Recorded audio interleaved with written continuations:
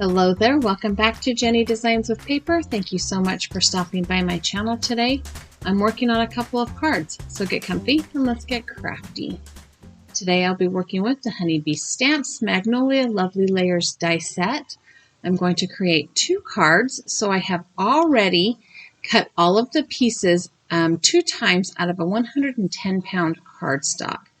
Magnolia flowers have a thicker than average petal, and I kind of wanted to recreate that. I'll also be doing a little bit of ink blending to add the shadows in the layers.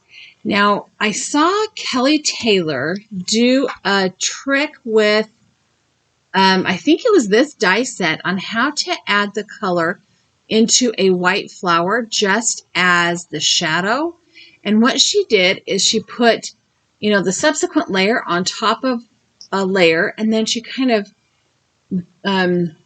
drew herself a little line or a little indicator as to where the shadow would be coming from. So that's what I'm going to do. I have laid the second layer down on top of the first layer and outlined the edges just a little bit. I'm going to be taking this Altenew pink ink. It's a very light ink. It's called Blush, I think is the color. And a little mini blending brush, and I'm going to start in the middle of that petal because you won't see it when it's covered up. And I just want the ink to barely peek out around those pencil lines that I drew on there. And they're super light. You probably cannot even see them. In fact, sometimes if I got them too dark, I went back over it with the eraser because I don't want the pencil lines to be obvious. I just want the shadow to peek out from the card. And in real life, these flowers turned out gorgeous. I love them. They have lots of texture, lots of fullness. I just love how they turned out. Now this time I drew the pencil line just a little bit dark, so I'm going to take my eraser and go back over the majority of it and then ink blend it the same way. I have kind of sped through the ink blending because, it takes a minute. I think all told, both of these cards took me just under an hour, about 45-50 minutes. So not a terrible amount of time, but not nearly enough time in my craft room, let's be honest. So I'm going to do the same thing on every layer. I'm going to put the next layer on top of it.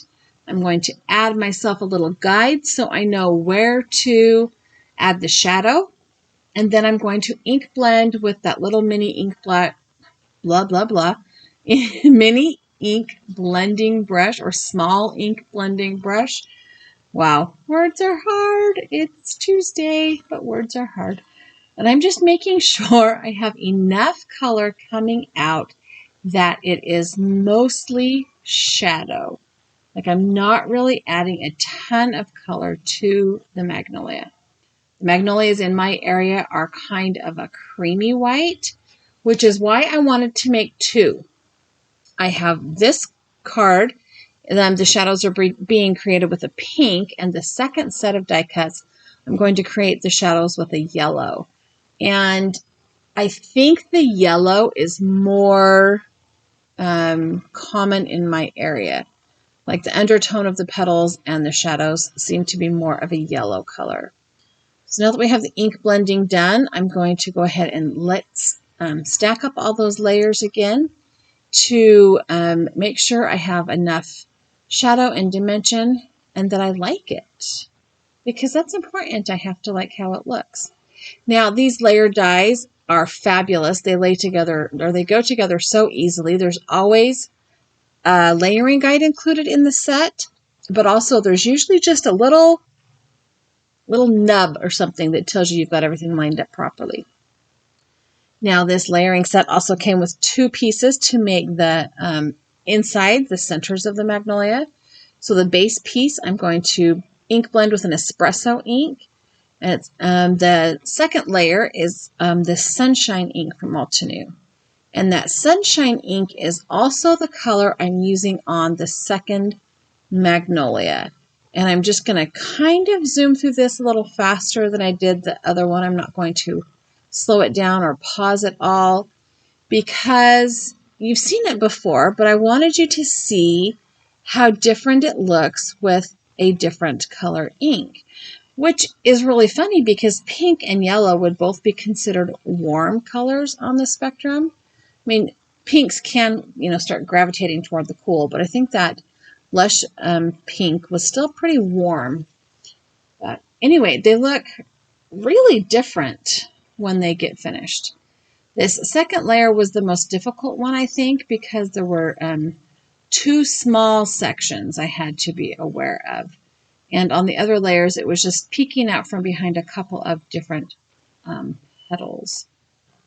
But anyway, I am a fan of these Honeybee Stamps Lovely Layers dies. I have a number of them. I have the one that makes the pine cone. I have this Magnolia one. I have the poinsettia one. I can't remember them all. I might have an addiction, apparently. The set also comes with a leaf die. So I'm taking, this is a Hero Arts green. It's it's called moss. It's more of a brownish green. And magnolia leaves on the backside are actually brown. And their green is quite a deep brownish green. It's not a bright green. So I wanted a more mossy brown ink to give the illusion of that brown undertone. Just my train of thinking. The green could have been a little darker for my liking. I will be honest. It could have been a little darker. I am taking the brown, that espresso, and I'm putting very little ink on it. I tried originally using just the ink that was still in the bristles, but there wasn't much in there. And I'm putting some brown on the stem and the very base of the leaf. And then I'm going to go back over it with that green again, and that will definitely darken it up the way that I was kind of intending. So the next step is to add some curvature or some curl to these petals. Now, okay, so the way that these dies are designed is that you glue them down flat, and each layer adds a little bit of dimension and shadowing. But it's not intended to be 4 different layers of petals. So while this works, and I like how it works, I don't think it's how the die set is intended to go together. I think the layers are intended to glue down flat, and then maybe you could curve them up. But because as I'm looking at the finished product, there's lots of layers in there that I think probably should be adhered down flat. But anyway, now that I have all of the layers curled, I'm going to add a little bit of glue to the middle and then clamp it down with my reverse tweezers. And then I'm going to move on to the second flower and give that a minute to grab and adhere because I have 2 pairs of tweezers.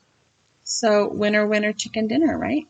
I can do one at a time, and that gives that glue time to set so that the layers are, they're sticking together good. And I just went back and forth with each of the flowers. Gratefully, I had them separated on my desktop and I didn't get any pinks or yellows mixed up because, I totally would do that if I wasn't paying attention. And then I'm going to go ahead and put the centers in. Now, the centers are glued flat. So we have that little brown stamen piece and the little yellow, I don't know, the fluffy stuff around the middle. I don't know the parts to a flower. I will be the first to admit that. I don't know the parts to the flower. I know that the stamen are the things that hold all of the pollen and stuff, and that's about the extent of it. And probably in the magnolia, I wouldn't even know where to begin. So we're going to use the tweezers and add some glue to the little brown section of the center. Same thing, holding them together with the tweezers, and then I can put this little yellow piece on the bottom. And they just go together so well. They're so fun. So much fun. But once we have all this together, it's time to start figuring out how to create a card where these magnolias will be the star of the show because they're beautiful. You want them to be like the boss of things, right? So I've pulled out this Paper Studios paper pad. It's got and pulled out a couple of the gold foil pieces.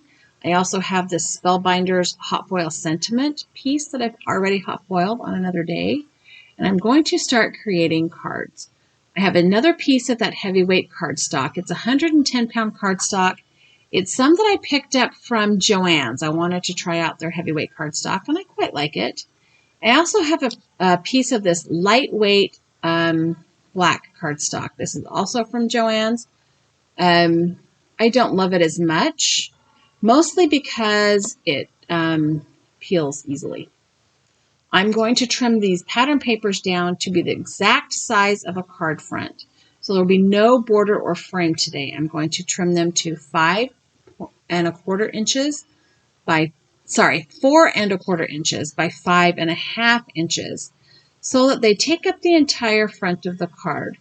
I contemplated cutting it down to just over half the card, but I decided no. No.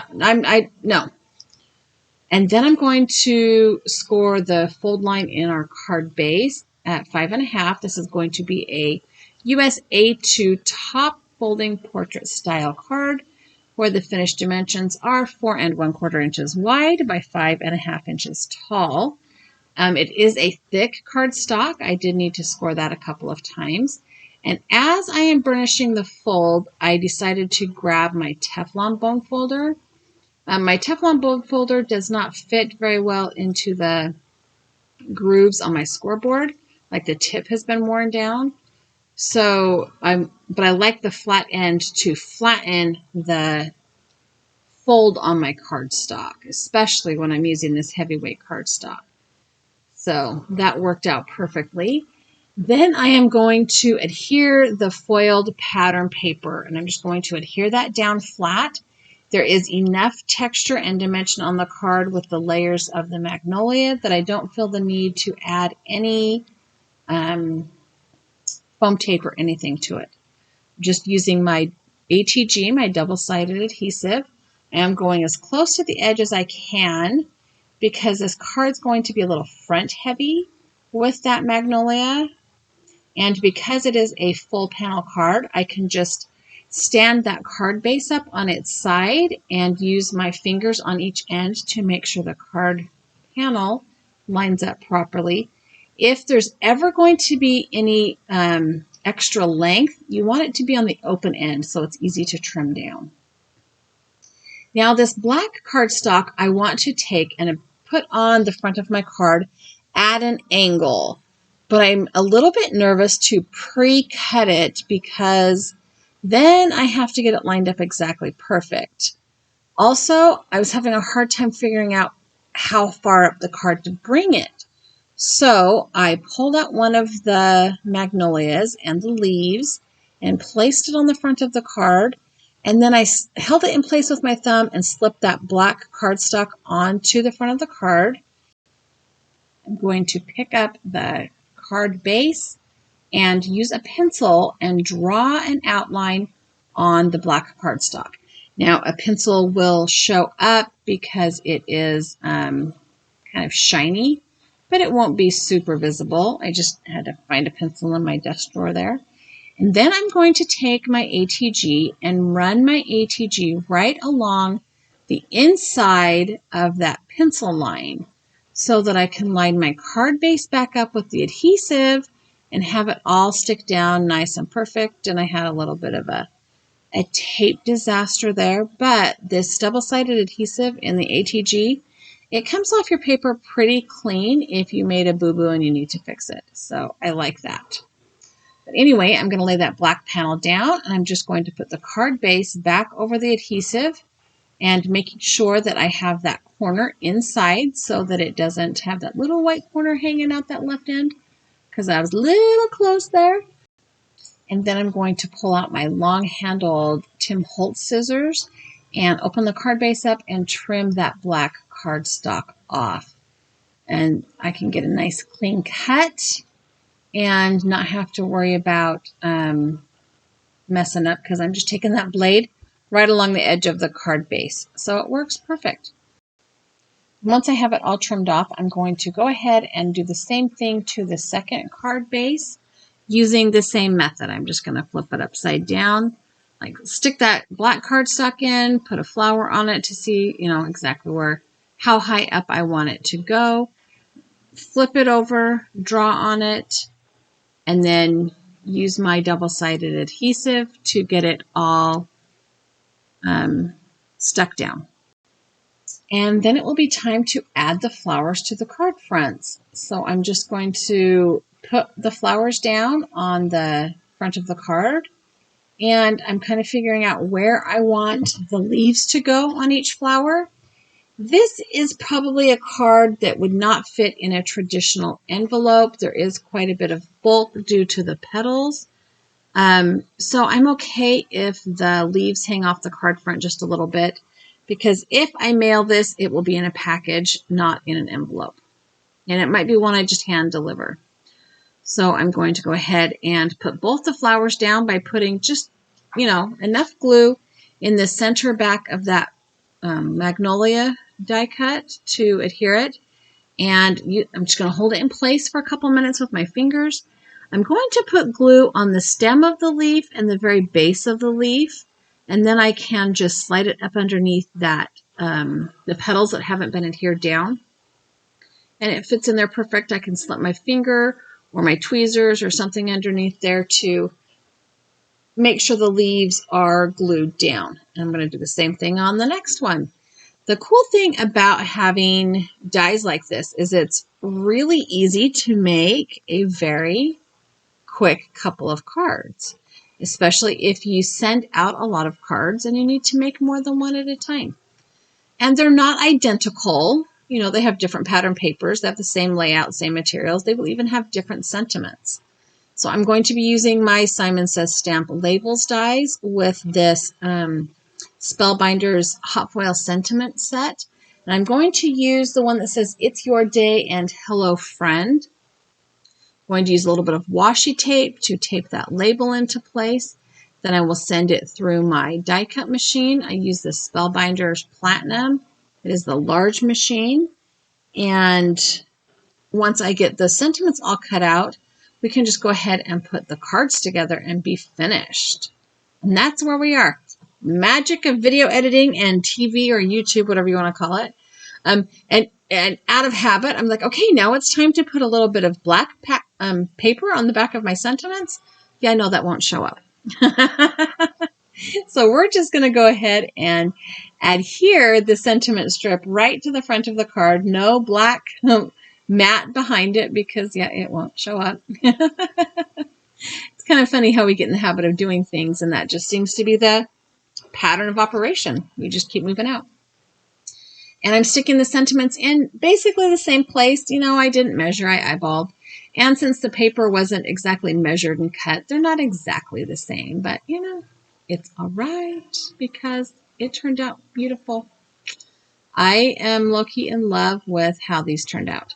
And I'm going to zoom in here a little bit so that you can see how the ink blending added that contrast and shadow to the flower petals. Just enough to add a shadow and a depth. And this one I think might be my favorite because yellow is just exactly what I was hopefully looking for, or hoping for rather. Thanks so much for hanging out with me today. I have a couple other videos here I think you might like. I've also added a subscribe button. If you haven't subscribed to my channel, I would love it if you did. Leave me a comment down below, pink or yellow, which one's your favorite? Give me a thumbs up and have a really great day.